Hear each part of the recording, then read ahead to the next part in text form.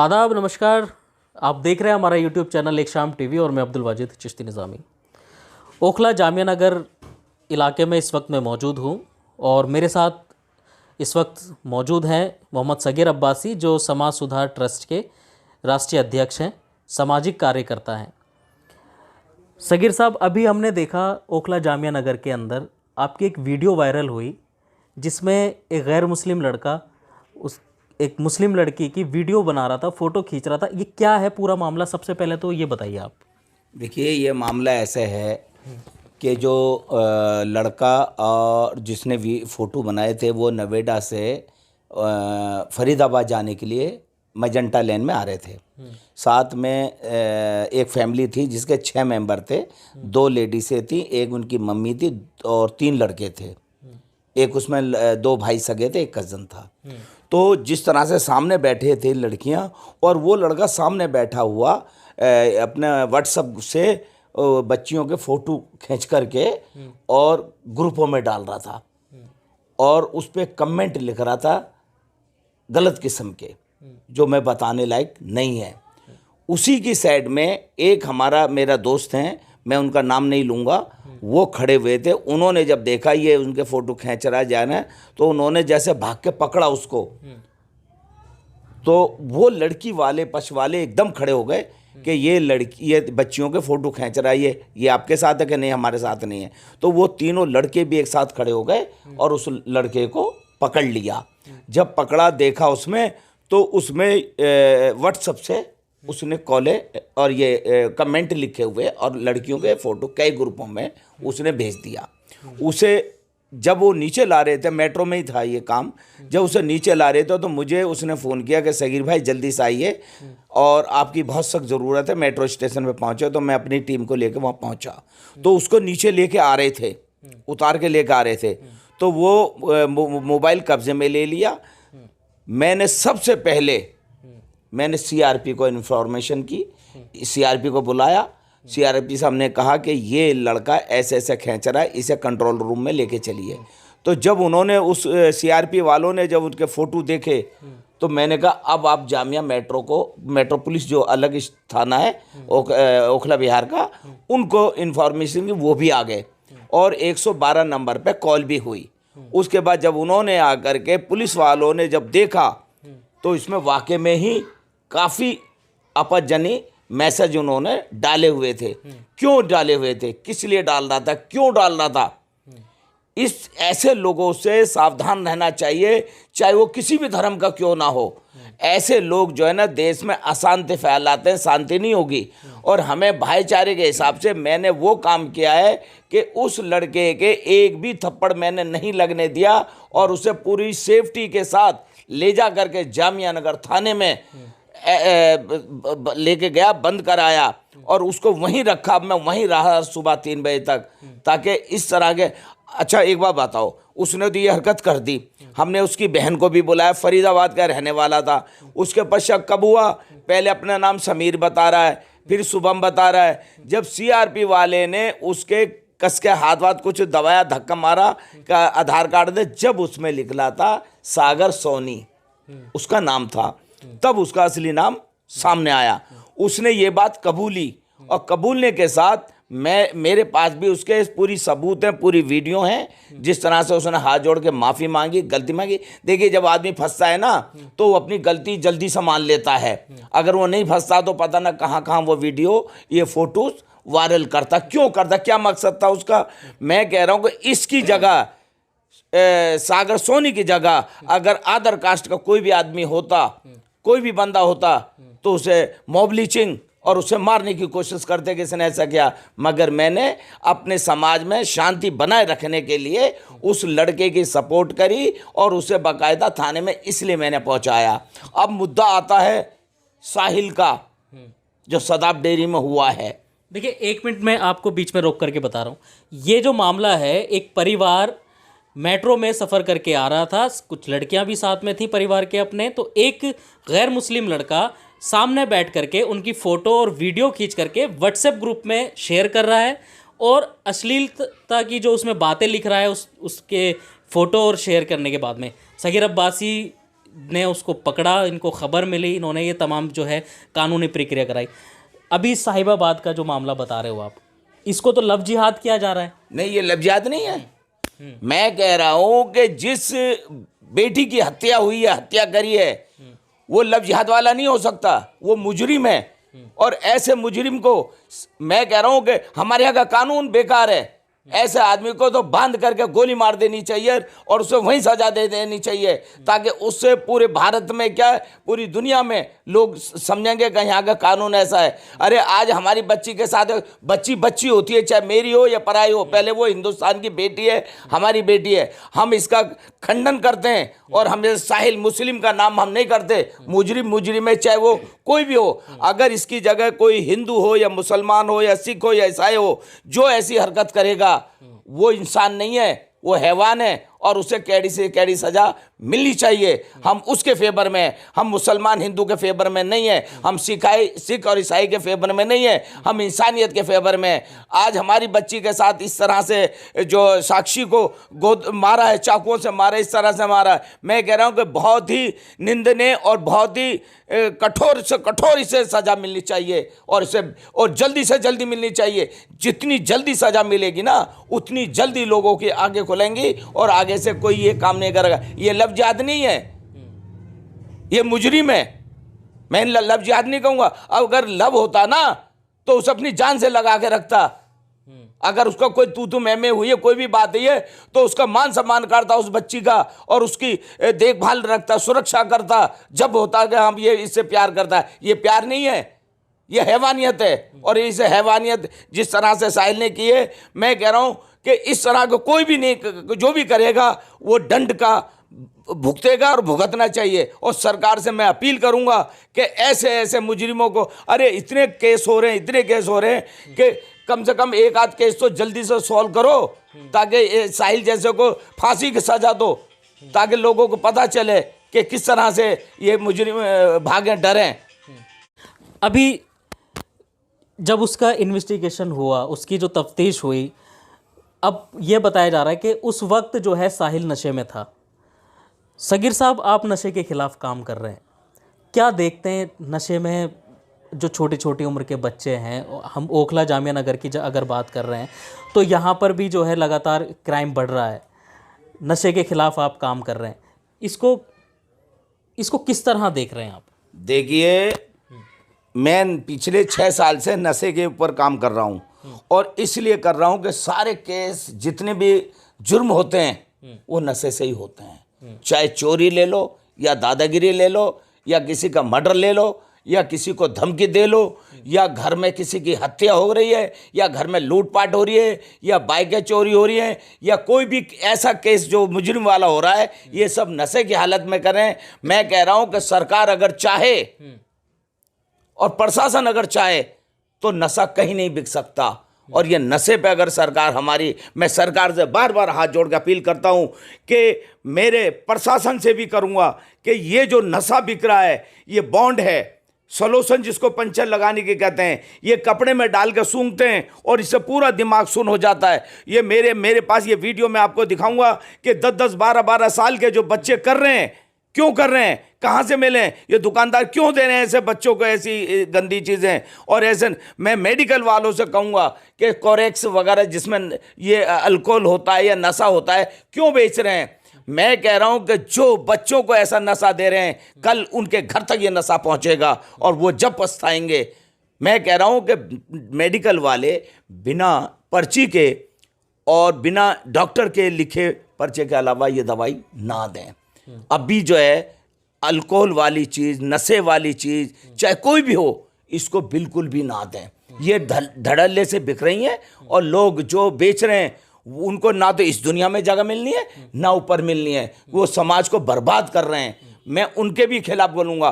और मैं अब ये बता रहा हूँ कि मुझे अगर किसी नशेड़ी गंजेड़ी ने जो इंजेक्शन लगाने वाला है, अगर उसको मैंने पकड़ा, उसने कहा कि फलानी मेडिकल की दुकान से लिए, तो मैं उसके ऊपर केस कराऊंगा ज़रूर। चलिए, ये बहुत अच्छी बात है, एक अच्छी शुरुआत भी है, क्योंकि कहीं ना कहीं जब तक लोगों में इस चीज़ का डर नहीं होगा या उनको सबक नहीं सिखाया जाएगा तो इन चीज़ों पर लगाम नहीं लगती। सगीर साहब, मैं फिर उसी वाले मामले पर आता हूँ जो वो मेट्रो के अंदर मामला हुआ, लड़की की वीडियो फ़ोटो बनाई गई, उसमें पुलिस कंप्लेंट भी की गई, तो परिवार ने, सुनने में आया, जानकारी मिली कि परिवार ने जो है अपनी शिकायत वापस ले ली। इसकी क्या वजह रही या क्या वजह मानते हैं? देखिए, वो लोग दिल्ली के नहीं थे, बाहर के थे, और वो उन्होंने कहा कि ये परेशानियां आएंगी हमें, इसकी वजह से उन्होंने ये केस नहीं किया, एफआईआर नहीं की।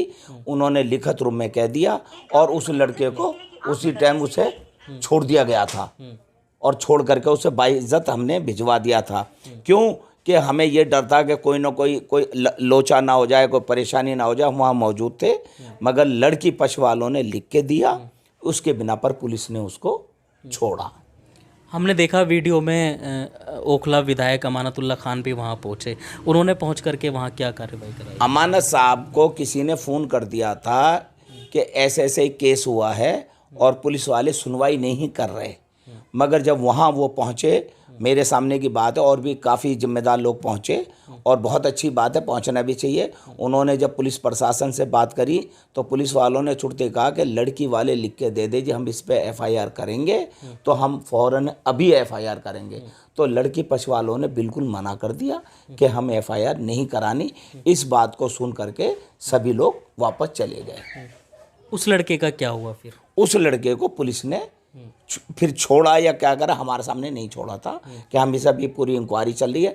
अभी मैंने दूसरे दिन भी पुलिस से जाकर पूछा, तो उन्होंने कहा कि इसका फ़ोन जो है हमारी कस्टडी में हमारे पास है, हम इंक्वायरी कर रहे हैं, हो सकता है इसका कहीं और भी कनेक्शन जुड़ा हुआ हो, तो ताकि हम पूरी जब तक इंक्वायरी नहीं करेंगे इसका मोबाइल भी नहीं देंगे। देखिए, ये वो तमाम बातें हैं जो सिर्फ अंदर ही रह जाती हैं और बाहर तक नहीं आती। शायद आपने ये खबर किसी नेशनल मीडिया प्लेटफॉर्म पर नहीं भी देखी होगी, और आपको देखने के लिए शायद मिलेगी भी नहीं। सोशल मीडिया के ज़रिए ये खबरें सामने आई और लगातार वीडियो जो है ये वायरल हो रही है इस तरह की, ओखला जामिया नगर की। लेकिन अब एक सवाल ये है सगीर साहब, अगर कोई मुस्लिम नाम वाला इस तरीके की हरकत करता है तो उसको एक बहुत बड़ा जो है मुद्दा बना दिया जाता है। लेकिन हम ये भी देखते हैं कि अगर मुस्लिम पक्ष की तरफ से इस तरीके की कोई वारदात होती है तो वो कार्यवाही की मांग करते हैं, किसके समर्थन में नहीं उतरते। लेकिन जब दूसरी तरफ की बात होती है तो लोग समर्थन में उतर के जो है नारेबाजी शुरू कर देते हैं। इसको किस तरह देखते हैं? देखिए, उनकी मानसिकता ख़त्म हो चुकी है।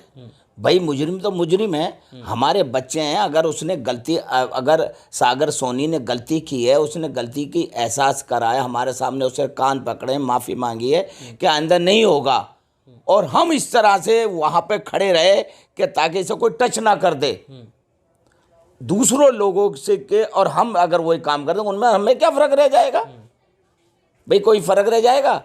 अगर उस लड़के के साथ कुछ भी गलत होता तो पूरी मीडिया क्या, पूरा सब कुछ बाहर आ जाता और इसी पर चर्चा करते, लव जिहाद, हिंदू मुस्लिम, मंदिर मस्जिद, ये। मगर इन सब से हट करके इंसानियत के लिए काम करो।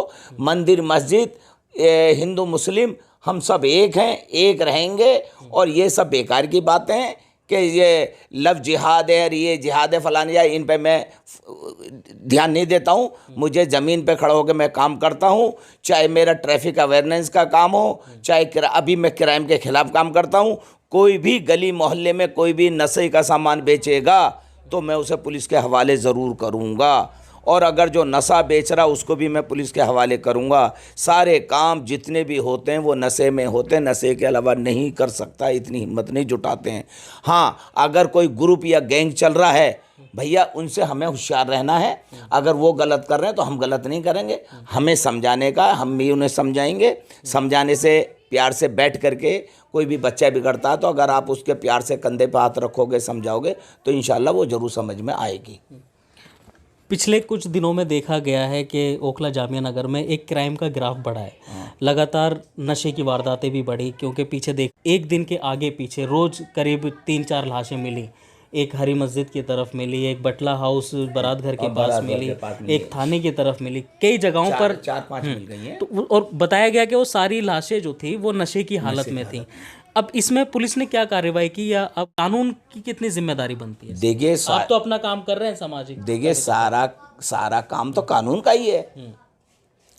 कानून अगर अपने ईमानदारी से काम करे ना, तो मैं कह रहा हूँ कि एक भी आदमी नशा नहीं बेच सकता, एक भी आदमी गलत काम नहीं कर सकता। प्रशासन की ढील होती है, अगर प्रशासन एक्टिव रहे तो कुछ भी नहीं हो सकता। जो ये लोग मरे हैं ये सब नशे की हालत में मरे हैं।